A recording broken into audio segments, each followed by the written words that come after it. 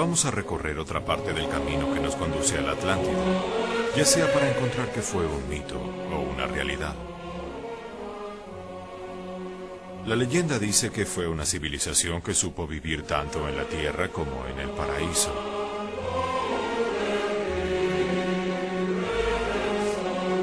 En las experiencias y la filosofía atlante está la información necesaria para encontrar el justo equilibrio entre materia y espíritu, mente y emoción, unidad e individualidad. Originalmente los atlantes existían en un estado espiritual, un estado colectivo de felicidad, donde todos compartían hasta su inconsciente y cada uno era parte del todo. Esta sensación colectiva solo podía producir tranquilidad y bienestar. Sin embargo, poco a poco se sumergieron en la materia y el placer de los sentidos. Comenzaron a atesorar sus experiencias de manera individual, hasta fragmentarse tanto que encontraron su propia destrucción. El hombre actual, en su búsqueda de la felicidad, recorre el camino inverso. Desde la individualidad y el materialismo, busca un camino hacia la espiritualidad y la unidad armónica con el universo. La conexión atlante une el pasado, el presente y el futuro. Nos da la información para recuperar el paraíso que ellos experimentaron. En esta búsqueda veremos otras historias que señalan con certeza la existencia de una civilización anterior que podemos llamar la Atlántida.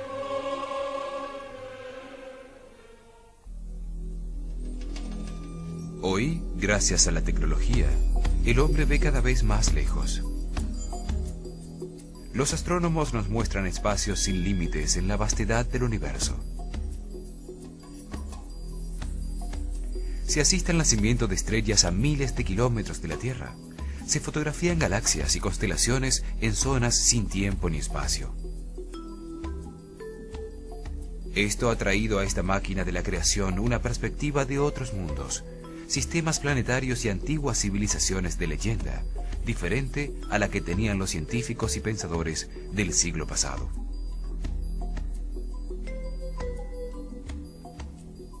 Hoy se pueden buscar en el pasado, donde no existen doctrinas concebidas por el hombre, respuestas a los tiempos que vivimos.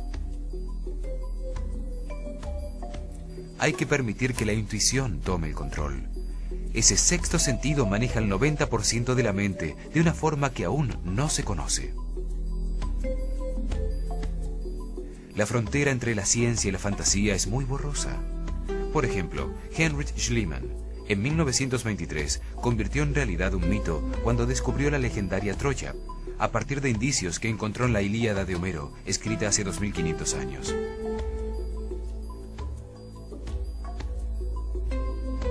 Aún después, con el mismo libro, encontró la Puerta de los Leones y la famosa máscara del rey Menelao en otra ciudad de leyenda, Micenas, demostrando que la fantasía siempre tiene bases reales. El mito de la Atlántida está formado por metáforas y hechos reales perdidos en el pasado.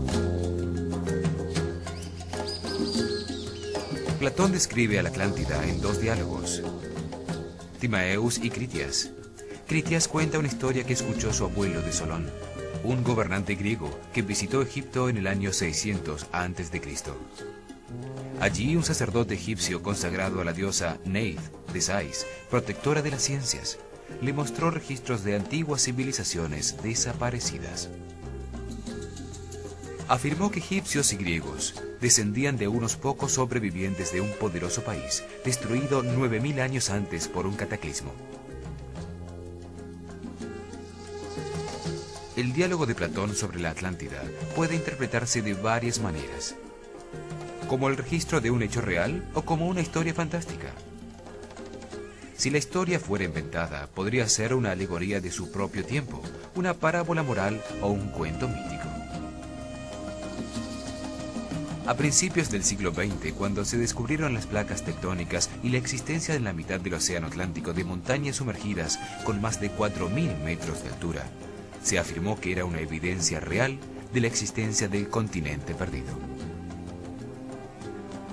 Se descubrió que toda esa zona había tenido una permanente actividad volcánica submarina.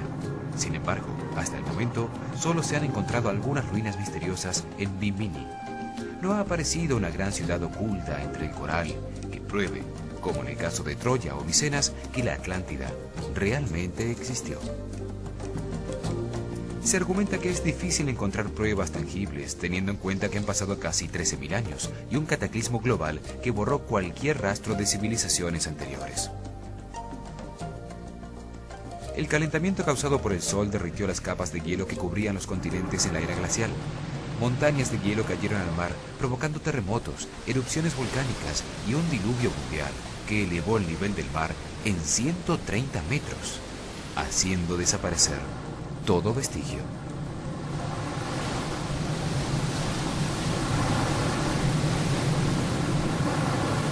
La falta de pruebas sobre la realidad de la Atlántida conduce a que muchos afirmen que Platón solo escribió una historia fantástica sobre las realidades políticas de su tiempo. Un retrato idealizado de la organización y el funcionamiento de una sociedad perfecta. Recurrir a una alegoría era un camino más seguro para pronunciarse en contra de su sociedad. Una manera oculta de mostrar sus debilidades, en un momento en que era muy peligroso criticar.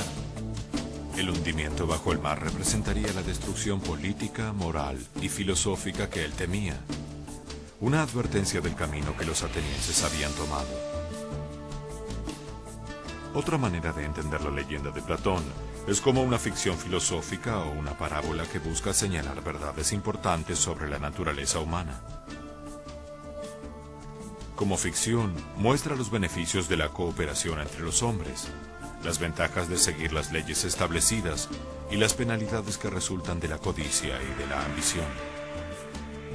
Muestra cómo se puede transitar fácilmente de la justicia y la felicidad a la violencia y la destrucción. En ese sentido, la historia de la Atlántida es muy importante para la sociedad actual, sobre todo en momentos tan difíciles como los que vivimos, cuando el hombre dejó de cooperar con los otros hombres. Como todo mito, el de la Atlántida se volvió más importante que su realidad histórica. Además, identificarla como la fuente de toda la cultura humana intensificó el mito. Este mito combina dos grandes motivos universales: el paraíso perdido y el diluvio universal. El Edén y Noé aparecen en la Biblia, y con otros nombres en todos los libros sagrados de las distintas religiones y culturas. Los mitos cobran vida cuando se cree en ellos. Sirven para guiar al hombre en un mundo que solo entiende imperfectamente. En el mito atlante, la figura central es la humanidad, encarnada en un sitio ideal, perfectamente gobernada y con fructíferas riquezas. Pero debido a su codicia y ambición, los atlantes deciden ignorar las leyes divinas.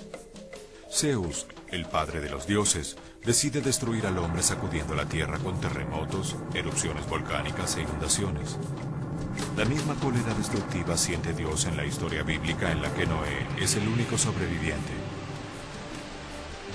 Una historia muy parecida a la de Adán y Eva, quienes, tentados por la codicia y la ambición de ser iguales a Dios, rompen el mandato divino y comen del árbol del conocimiento.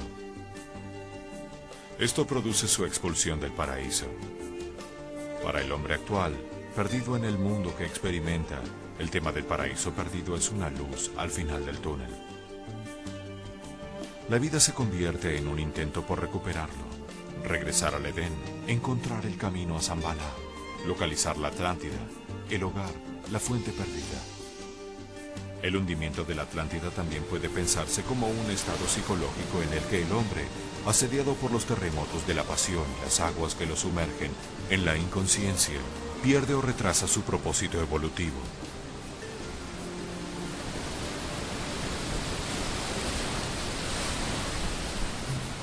Existen muchas teorías sobre la existencia de la Atlántida y de otras civilizaciones anteriores, algunas fundamentadas en evidencias inexplicables. Un misterioso mapa medieval realizado en Constantinopla en 1513 por el almirante turco Piris Reis muestra el océano Atlántico entre la costa de África, la costa este de Sudamérica y el Polo Sur, siglos antes de que éste fuera descubierto. En ese momento se pensaba que el mundo era plano y estaba rodeado de agua. Los mapas existentes por ese entonces, llamados portolanos, de puerto a puerto, no tienen comparación alguna con la precisa información del mapa de Piri-Reis.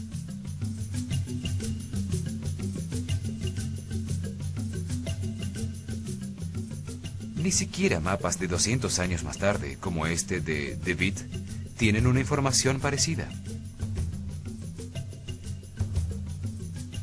Piri-Reis usa coordenadas de longitud y latitud para dividir el globo. Se trata de la trigonometría esférica, inventada muchísimo después por Geraldo Mercator. Su precisión, comparándola con los cálculos actuales, es absoluta. Hay varios elementos extraños en este mapa. El primero es que los contornos de los continentes parecen corresponder exactamente con una fotografía tomada desde el aire con centro en las pirámides de Egipto. El mapa fue analizado por la Fuerza Aérea Norteamericana, que confirmó su extraordinaria precisión y que tiene su centro en las pirámides. El almirante Piri-Reis dejó notas escritas en el mapa, en donde niega toda responsabilidad de los registros originales y de la cartografía. Reconoce que se trata de una copia de una serie de 20 mapas muy antiguos, hoy desaparecidos. Dice que obtuvo algunos de los mapas originales del piloto que acompañó a Cristóbal Colón en sus 3 viajes, al convertirse en prisionero durante una batalla entre los turcos y los españoles en 1501. Esto querría decir que Colón sabía que iba a encontrar las costas sudamericanas. El mapa muestra el río Amazonas con la isla de Marajo, solo descubierta en 1543 en su desembocadura.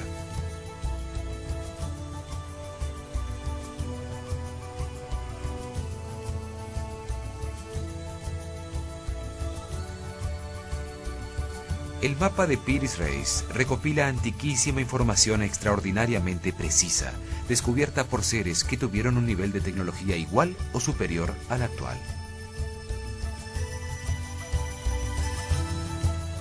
Otro mapa bastante extraño es el realizado por Orontus Phineus en 1532, donde aparece la Antártida sin la capa de 2 kilómetros de hielo que la cubre actualmente.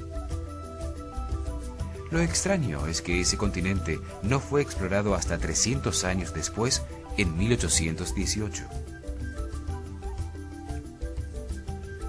Sus contornos coinciden de manera asombrosa con mapas elaborados en 1977, cuando por primera vez se hicieron estudios sísmicos sobre el Polo Sur para averiguar qué había debajo de la capa de hielo.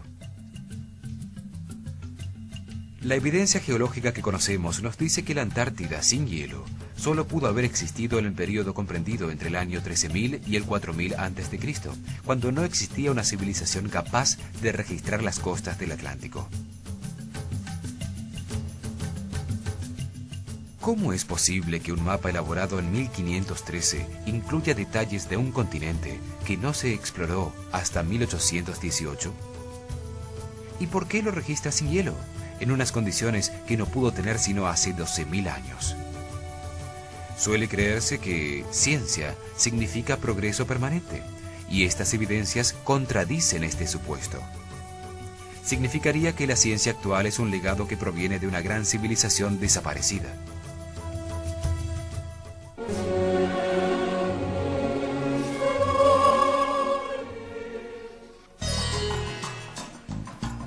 Hay 2 maneras de leer los antiguos textos religiosos: la forma exotérica, que encuentra solo significados racionales, como en un diccionario de los que conocemos, y la esotérica, que intuye en un sistema de símbolos la visión del universo como un todo. La esotérica usa la energía mental y es una muestra de un sistema superior de conocimientos, de la forma intuitiva de conciencia que antiguas civilizaciones nos dejaron como herencia en muchos libros. Hoy en día, pocos seres utilizan el cerebro para captar esa información esotérica. Para la mayoría de las personas puede ser solamente imaginación. Sin embargo, es una forma práctica y científica de obtener información. Libros hindúes, probablemente la literatura más antigua del mundo, contienen esa simbología esotérica. Le dan una gran importancia al ciclo de 25.920 años que llamamos precesión de los equinoccios, al igual que sumerios y egipcios. Para ellos, este ciclo determina las catástrofes periódicas que destruyen gran parte de la humanidad. Cambios magnéticos en el Sol, que ocasionan cambios magnéticos en la Tierra, alterando el eje de giro y el clima del planeta.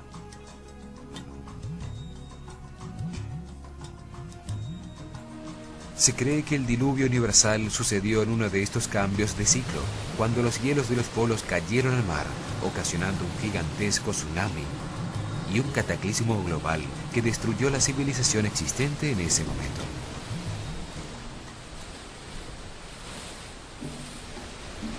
Los libros hindúes dicen que esto pasó en el año 10.900 a.C.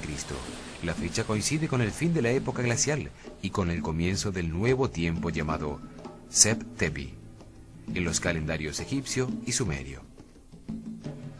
También coincide con datos publicados por la revista Nature, en donde se afirma que el último reverso de los polos magnéticos de la Tierra ocurrió hace 12.400 años.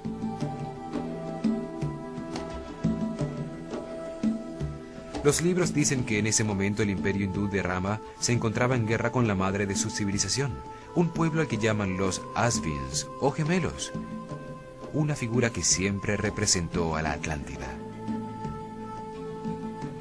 La guerra se dio porque los atlantes cambiaron su mentalidad original, intuitiva, lunar, controlada por el lado derecho del cerebro, de imágenes, sentimientos, emociones y unidad, por una controlada por el lado izquierdo del cerebro, solar, racional, tecnológica e individual.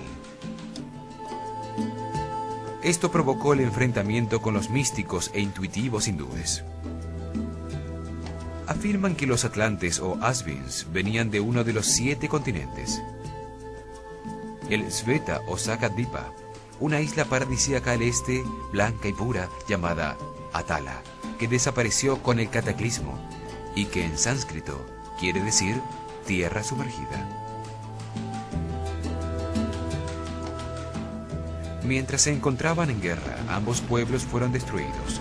Atala se hundió bajo el mar, cuando el cataclismo destruyó su montaña sagrada llamada Meru, lo que dio comienzo a un nuevo ciclo que dicen terminará en el año 2012.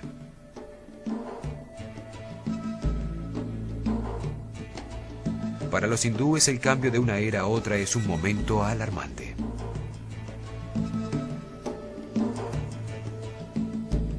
El Samsam Tagabada cuenta que ambos pueblos usaban máquinas voladoras con las que podían viajar a cualquier sitio de la Tierra.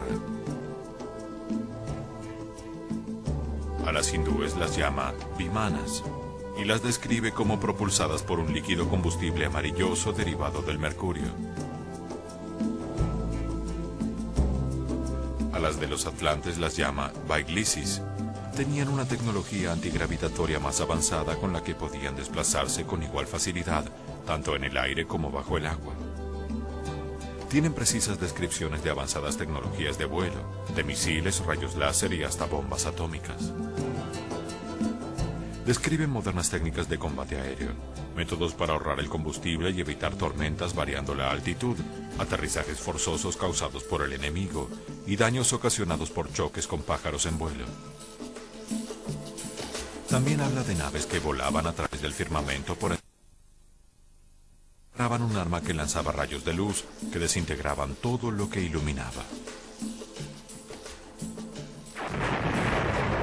El Mausala Purva menciona el lanzamiento de un proyectil que contenía la fuerza del universo, que explotó provocando un resplandor igual al de 10.000 soles, reduciendo a cenizas las razas enteras de los Brichis y los Anshakas, dejando solo unos sobrevivientes con los cuerpos consumidos, sin cabellos ni uñas, infectando todos los alimentos y rompiendo todas las vasijas de barro. El Surya Siddhanta, una tabla con medidas astronómicas de exactitud comparable a la actual, establece la medida del diámetro de la Tierra en 12.617 kilómetros, Hoy se sabe que es de 12.765 kilómetros. Calcula que la distancia a la Luna es de 407.198 kilómetros. Hoy se sabe que es de 406.731. Habla de los Shidas, hombres perfectos, y de los Vidyayaras, hombres sabios que viajaban por encima de las nubes muy cerca de la Luna. Dividía el tiempo en fracciones tan pequeñas como un kasta, equivalente a 3 centimillonésimos de segundo, la duración de un mesón. Esto indica la existencia de aparatos sofisticados utilizados con propósitos que desconocemos. El Mahabharata es un larguísimo poema en el que un dios encarnado como piloto de una máquina voladora cuenta la historia de esos conflictos entre lunares y solares, con armas tan poderosas y avanzadas como las actuales. Describe cómo Salva, montado en un vehículo volador tan grande como una ciudad, se enfrenta a Krishna y le arroja misiles, lanzas y arrojadores de fuego, iluminando el cielo con cientos de soles, por lo que no se sabía si era de día o de noche. Krishna le responde con un brillante disco como un sol que parte su nave en dos. La ciudad cae del cielo y muere Salva. Así termina la narración del Mahabharata. Los efectos de un arma llamada Agnaya, utilizada por Adwatan contra los Pandava, o el proyectil que contiene toda la fuerza del universo disparado por Gurkha, desde su Vimana volador, con el que destruyó las 3 ciudades de los Brishnis y los Anjakas, son similares a los de una bomba atómica.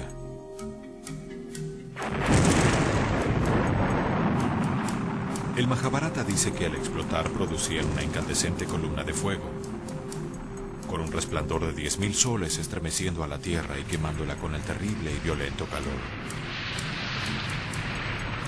Fieros vientos soplaron y las nubes rugieron hacia arriba, disparando polvo y rocas en todas las direcciones, oscureciendo todos los sitios. Los cuerpos quedaron tan quemados que no eran reconocibles.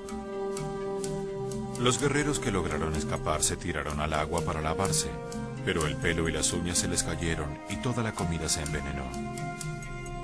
Todas estas narraciones tan precisas sobre técnicas voladoras, misiles y estallidos con características atómicas, para un ser de nuestra época son normales y entendibles. Pero ¿cómo hicieron para describirlas hace 5 o 6.000 años? La única explicación posible es que estén describiendo eventos que realmente sucedieron y que sus trazos hayan desaparecido con un cataclismo universal. Estas narraciones de libros antiguos hindúes no son las únicas que hablan de guerras atómicas y de avanzadas tecnologías. En excavaciones arqueológicas en las ruinas de la ciudad hindú de Mohenjo-Daro, que significa montaña de los muertos, se encontraron esqueletos radioactivos y muros de ladrillo vitrificados y fundidos por un inmenso calor, resultado de una misteriosa explosión de proporciones atómicas.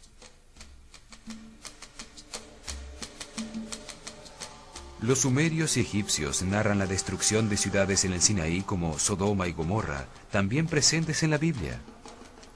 Se trata de explosiones que provocaron un viento radiactivo que acabó con las principales ciudades sumerias alrededor del año 2000 a.C., dando paso al reinado babilonio.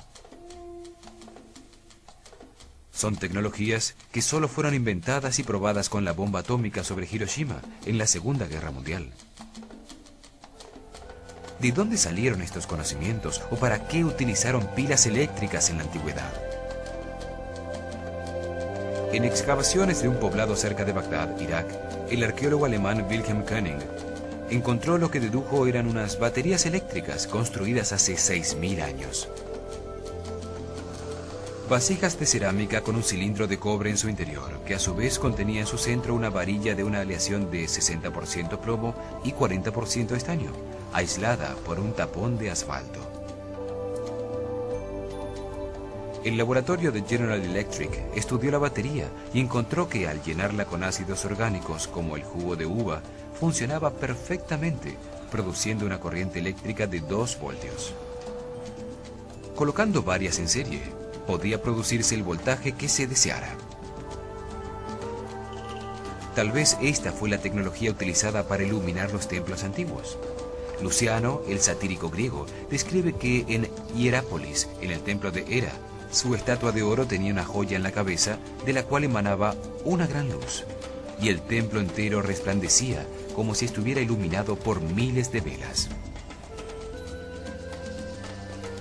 También pueden haberse utilizado para iluminar el interior de las tumbas y mastabas reales egipcias, mientras se pintaban los coloridos murales que adornaban sus paredes. Tengamos en cuenta que no quedaron los rastros de humo que debieron producir las antorchas de fuego que, según se piensa, fueron utilizadas para ver en la oscuridad. Muchas evidencias prehistóricas ponen en duda la versión oficial sobre la existencia del ser humano en la Tierra. Han sido suprimidas o dejadas de lado. Estas evidencias ponen en duda las teorías evolucionistas, por lo que no se las estudia y se las mantiene sepultadas en archivos olvidados. La historia de la vida en el planeta está escrita en páginas de piedra que han ido acumulando en su interior, capa por capa, los restos orgánicos o las huellas de su actividad durante los tiempos que vivieron. Los fósiles y huesos se encuentran a distintas profundidades y se sabe que los encontrados en capas similares vivieron sobre la Tierra en la misma época. Así se encontró que las especies cambian de época en época. Las capas más superficiales de piedra contienen los huesos de animales recientes. Debajo de los huesos de mamíferos están los huesos de los dinosaurios. Más abajo los anfibios, luego restos de caracoles y peces, y por último solo trazos de simples células.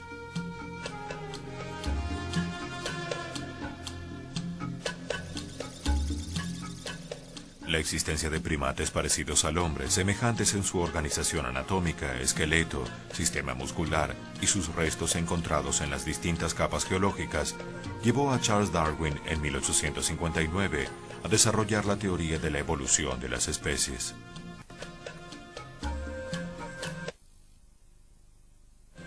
Darwin por la Biblia y afirma que el hombre, a través de cambios accidentales o causales a lo largo de inmensos periodos de tiempo, es un animal que evolucionó de sus padres, los monos y primates originales en el planeta, gracias a su fortaleza. Sin embargo, hoy, 150 años después, no se han encontrado evidencias concluyentes que comprueben su teoría, y todavía buscamos el eslabón perdido entre el hombre y el mono. El famoso antropólogo Richard Leakey confirma que todos los restos descubiertos de los antepasados del hombre caben en una alcoba y sobra espacio. Solo existen unos pocos huesos de millones de seres en la prehistoria para sustentar la teoría de la evolución. Los restos de los antepasados del hombre encontrados en África indicarían que evolucionó lentamente, en un proceso que tomó 6 millones de años, hasta producir, hace 1,5 millones de años, el Homo erectus.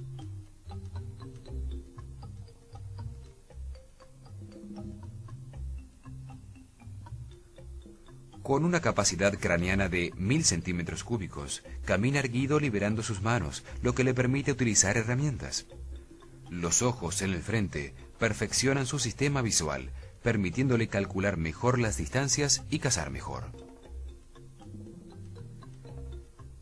Desapareció por completo hace 250.000 años, posiblemente en uno de los cataclismos históricos que cambió la forma de la Tierra y las especies.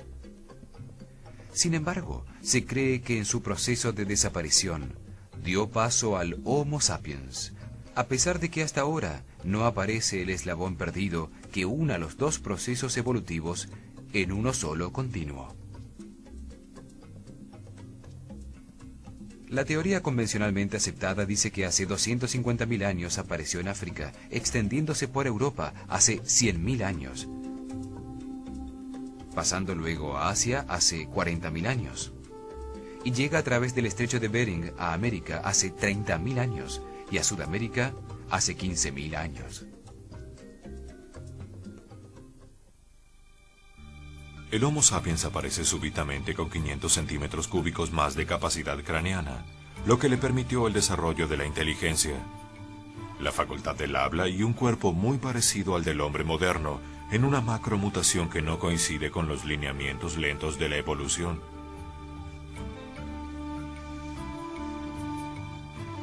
Realizar esta evolución, el despertar de la conciencia, debiera haber tardado por lo menos otros 15 millones de años, el tiempo de evolución que necesitó el mono para convertirse en Homo erectus. Sin el eslabón perdido, con tan pocas evidencias y tantos vacíos, es realmente difícil saber si el hombre desciende del mono, cuánto tiempo lleva realmente sobre el planeta y cómo fue el origen caótico y accidental del universo. Han aparecido evidencias anómalas que ponen en duda las fechas y teorías aceptadas.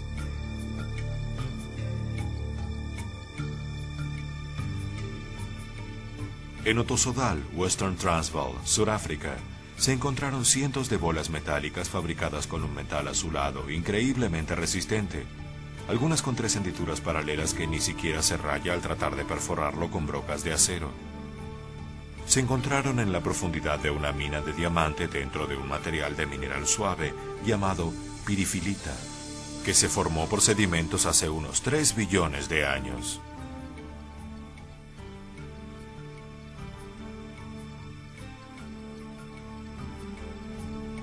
En Antelope Spring, Utah, se encontraron huellas fosilizadas de pisadas con calzado sobre un bloque de la era cambriana, de hace 500 millones de años. En el estado de Texas se han encontrado varias evidencias que contradicen los conceptos evolucionistas de Darwin. En Glen Rose aparecieron docenas de huellas fosilizadas de pisadas humanas junto a pisadas de dinosaurios, lo que indicaría que el hombre caminó simultáneamente con estos hace más de 60 millones de años, fecha en que se cree que se extinguieron por el gigante meteorito que cayó en la península de Yucatán.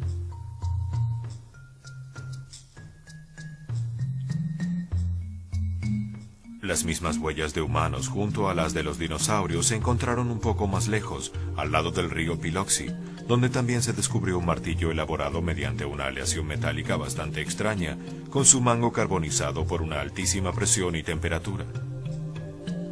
Lo mismo sucede con la roca de hace 80 millones de años donde estaba escondido.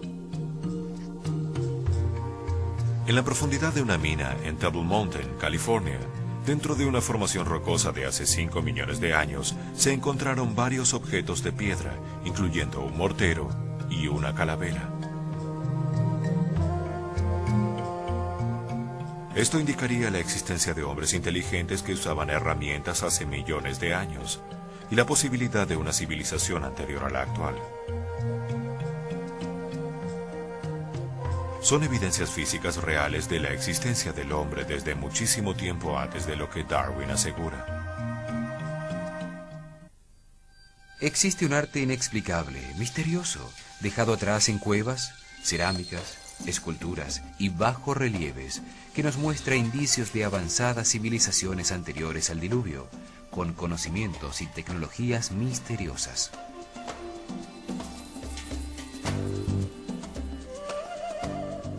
En el templo de Osirión, en Abidos, Egipto, existe un friso o panel entre 2 columnas con unos bajorrelieves muy extraños. Muestran una serie de naves y helicópteros que solo pueden ser identificados por alguien de nuestra época. Se trata de una forma de transporte aéreo en un bajorrelieve de uno de los templos más antiguos de Egipto. La cultura maya también nos dejó indicios de tecnologías avanzadas muy antiguas. La losa tallada de piedra más grande del mundo maya, que cubría la tumba de Pakal Botán, en Palenque, la gran ciudad de las serpientes, lo muestra conduciendo una máquina con un cohete que despide llamaradas por un tubo de escape.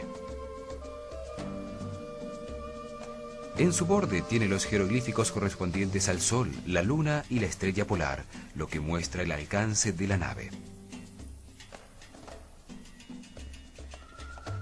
Ha sido objeto de mucha especulación.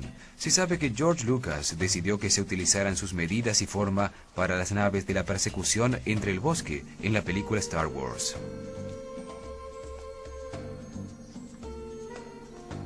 Fray Ramón Ordóñez declaró en 1773 que leyó un libro escrito en quiché por Botán, que fue quemado por el obispo de Chiapas.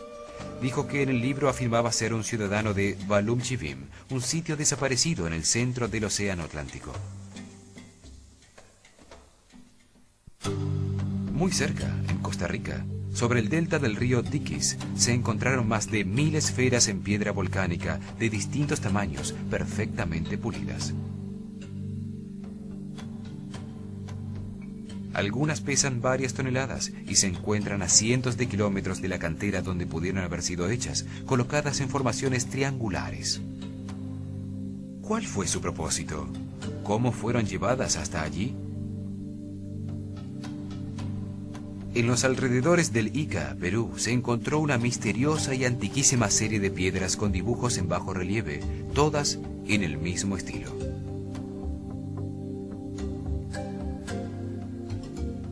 Por la pátina de su superficie se sabe que fueron talladas hace 12 o 13.000 años. Sin embargo, muestran conocimientos y procedimientos avanzadísimos aún para la época actual. Astrónomos que miran sucesos en lejanas estrellas, viajeros por el aire, los continentes de la Tierra en posiciones distintas a las actuales y dibujos de animales ya desaparecidos. También se representa un trasplante de corazón que comienza con una mujer embarazada a la que le sacan sangre para aprovechar las proteínas y hormonas que impiden que su feto sea rechazado como un cuerpo extraño. El paciente recibe una transfusión de la sangre de la mujer embarazada y le introducen el nuevo corazón en el pecho. Estos bajorrelieves son verdaderas enciclopedias de piedra de la antigua civilización atlante, llevadas al Perú por el dios científico Viracocha después de la catástrofe que oscureció al sol. En Nazca, también en Perú, se han descubierto enormes figuras y líneas de muchos kilómetros de longitud, trazadas con piedras en el suelo, que solo pueden ser vistas desde el aire.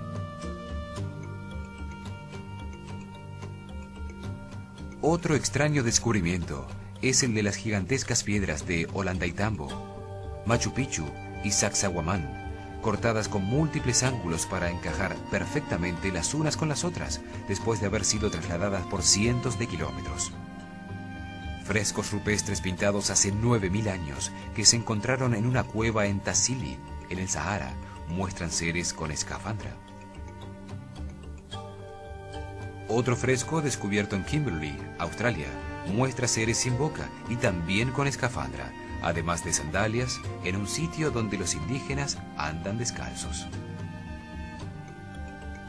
Es evidente que el hombre no conoce su propio pasado y se acomoda a creer las teorías que no permiten abrir su mente a otras posibilidades. Las evidencias que hemos visto indican la presencia de civilizaciones anteriores con tecnologías distintas a las nuestras.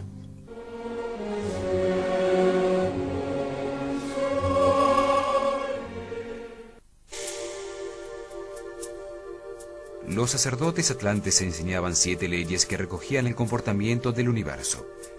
En la base de la pirámide de esas 7 leyes universales está la ley de la naturaleza. Actúa sobre los cuerpos físicos de todos los seres vivos, en la densidad de la materia, donde se encuentran las vibraciones más bajas del universo.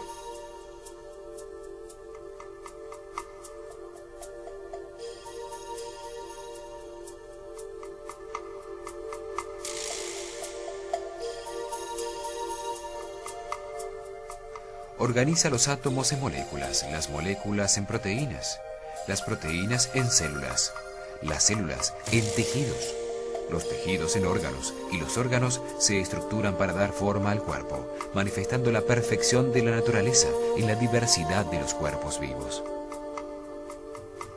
La ley de la naturaleza es una programación automática de origen divino contenida en los códigos genéticos de cada especie.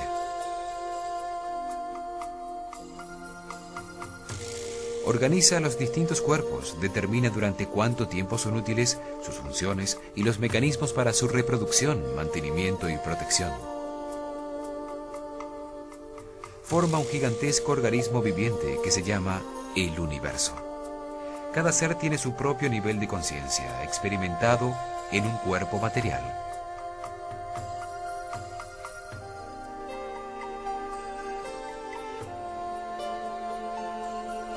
Los cuerpos contienen la conciencia que experimenta la vida y así comprenden la razón del universo en un proceso de evolución hacia la perfección y la sabiduría que toma muchas encarnaciones.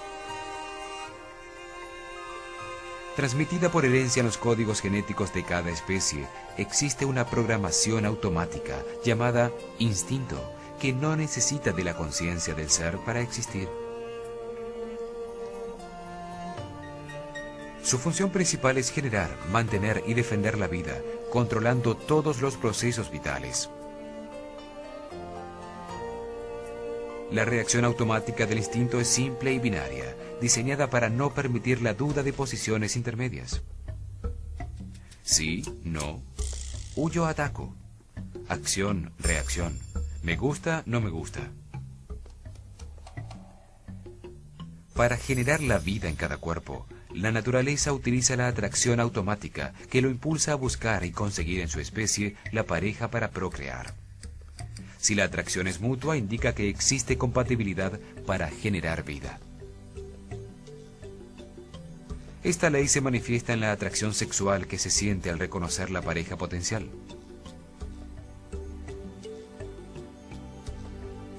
Para mantener la vida en cada cuerpo, la naturaleza utiliza el deseo automático, que lo impulsa a buscar y conseguir lo que necesita para vivir. Se manifiesta como hambre, sed y como la capacidad para reconocer el alimento que necesita y el medio natural de su especie. Para defender la vida en cada cuerpo, la naturaleza utiliza el miedo automático a perderla, que lo impulsa a huir o a defenderse. Se manifiesta como una fuerza o energía adicional producida por la adrenalina para responder adecuadamente a la situación.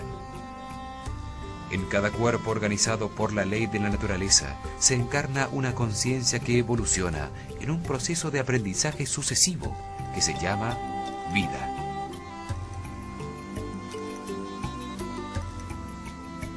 Todas las conciencias individuales recorren el mismo camino hacia la sabiduría, pero se encuentran en distintos niveles de evolución. El ser humano solo aprende y evoluciona relacionándose con otros hombres. Lo valioso en la vida son las relaciones, no las creencias.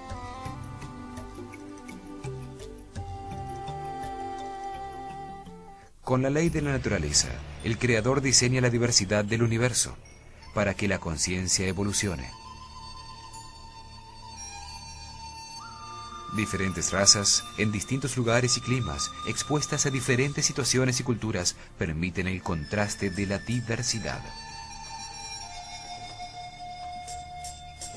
Distintos hombres con distintos niveles de conciencia se comportan de diferentes maneras, permitiendo las relaciones de aprendizaje. Solo a través de estas relaciones con los demás evoluciona la conciencia. Así se manifiestan las distintas personalidades que desarrollan el arte, la ciencia, la industria, o fomentan la revolución y el caos social.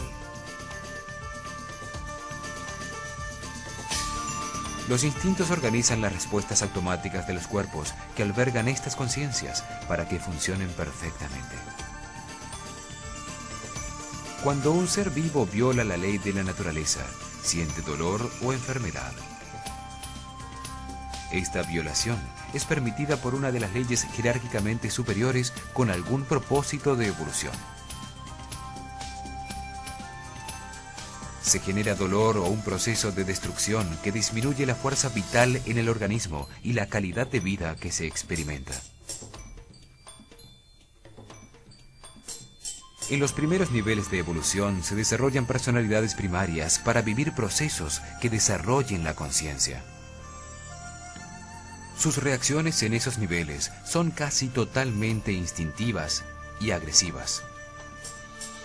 Esto daña las relaciones con los demás y produce sufrimiento. Al tratar de evitarlo, se toma conciencia y se evoluciona. Una conciencia evolucionada domina su instinto automático y no tiene un comportamiento agresivo con los demás.